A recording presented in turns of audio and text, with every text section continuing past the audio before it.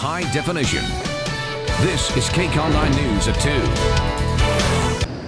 Long Beach PD, drop your gun. The attorney for Doug Zerbe's family says a verbal command may have saved the 35-year-old's life and his family all the grief. If I'm doing this, you tell me how you get 3 shots to the chest, right here, here, and here, flush.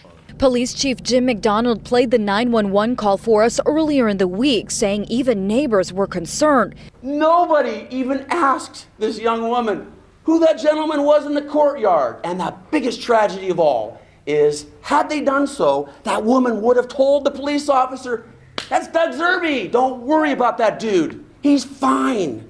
Live from NBC4, this is the Channel 4 News at 6. Count it out. Long Beach PD, drop your weapon. That took about 1 to 2 seconds. You mean to tell me that not one single member of the Long Beach Police Department can take 1 to 2 seconds and tell Doug Zerbe they're there? And I don't buy any of this BS that's being propagated that the police department didn't have time to tell Doug Zerbe that they were there because they feared for their life. From ABC7, now Southern California's first high-definition news. This whole thing could have been avoided. Whole thing should have been avoided by very trivial and common sense pieces of conduct. 1, Long Beach PD, drop your gun. Command. Number 2, does Doug Zerbe really have a gun? This is the Fox 11 News at noon. In the 911 call, that Doug Zerbe appeared to be intoxicated. In fact, that he was bobbing his head. I think that was even described.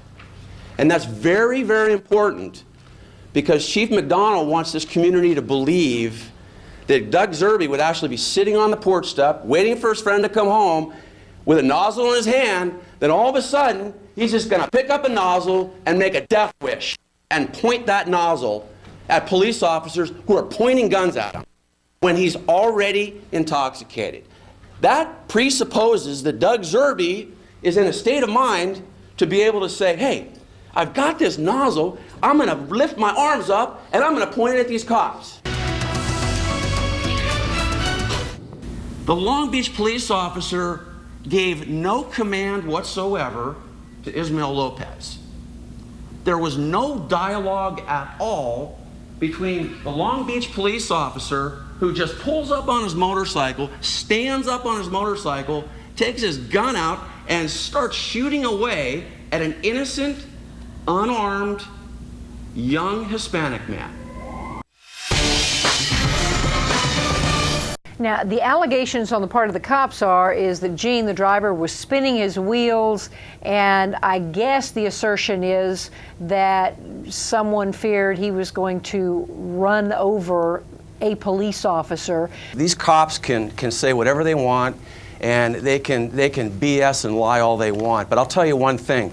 2 police officers did 2 very patently wrong things. They walked into what's called this hot zone or a danger zone. One police officer walked right in front of the truck, and you see the holes right in the front of the windshield of Gene's truck. And then the other police officer, who claims that his life was in danger, which is preposterous because he's on the side of the truck, he pulls out his baton. That's the statement that he gave the district attorney's office, that he pulled his baton out. Now ask yourself this, and I hope all your viewers ask this question too. If you truly believe that your life is in jeopardy, why would you pull a baton out? One would think that you'd pull your gun out. Yeah. What this cop did is he lost it, he snapped, he took his baton, he smashed the side window of Gene's truck, and he shot Gene in the side of the head at close range. And this is the most profound part of the case, Catherine. Part of Gene's brains were on her lap. I mean, it was such a close range shot that he had part of his brain on her lap. And I don't know if there's video on this, but after the shooting, the police officers just grabbed Gene by the neck, threw him on the ground, and dragged Gene in the middle of the road and left him in the middle of the road, I think for a span of a minute. I can't believe that our society can turn its cheek on something this reprehensible. All right, unfortunately, we're out of time. When's the case set? It looks like it's going to go to trial? Well, it's not yet set for trial. We're in the early phases of the case. Okay. And there's a trial setting conference in November, and we'll keep you posted as the case progresses to trial. I want to stay with this. I want to follow this case. Well, Katie Taylor, Brian Claypool, thank you very much. Now, NBC 739 News at 11. It's our heartfelt belief that the manner in which this police officer handled this situation is consistent with somebody who might hold some preconceived notions against gay people. Stephen Hirschfield's mother cried at a press conference in Los Angeles today. Her lawyer painted a very different picture of what happened in San Diego Bay on a charter boat last Saturday. Police officer who executed Stephen Hirschfield shot him from behind. He shot him in the back, not in the chest, as has been reported by several news outlets. In high definition, this is KCAL 9 News at 2. By virtue of the fact that this police officer shot Stephen from behind, this officer had every opportunity to use his taser gun if he truly believed that Stephen Hirschfield was posing a threat to the other police officer. Live from ABC 7, this is Eyewitness News in high definition. And the only way that we can get truth from the San Diego Police Department in its investigation is to file a federal civil rights lawsuit against the San Diego Harbor Police Department.